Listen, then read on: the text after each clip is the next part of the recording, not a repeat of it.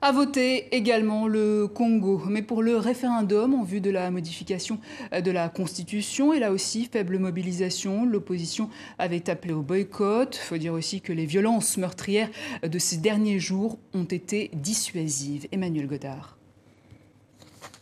Un bulletin vert pour le oui, un rouge pour le non. Ce dimanche à Brazzaville, référendum sur un projet de constitution. Un vote contesté, car si le oui l'emporte, cela permettrait à Denis Sassou Nguesso de briguer un énième mandat en 2016. Cela fait plus de 30 ans qu'il est à la tête du pays.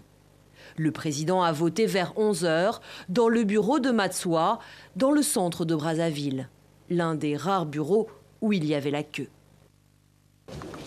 C'est un jour très important pour le peuple congolais parce que il va montrer à la face du monde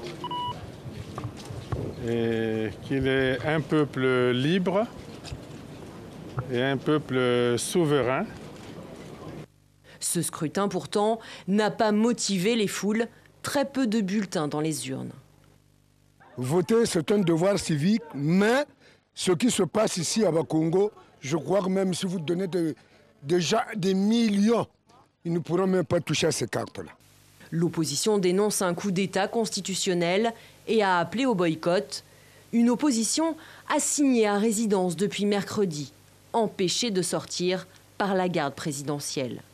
La capitale est ville morte, la circulation a été interdite et depuis mardi, l'Internet mobile, les SMS et certaines radios ont été coupés.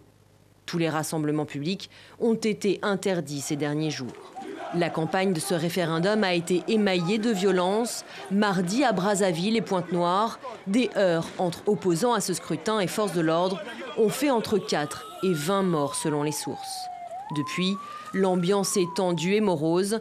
Organisation des droits de l'homme, société civile et Union européenne dénoncent un scrutin ni libre ni transparent.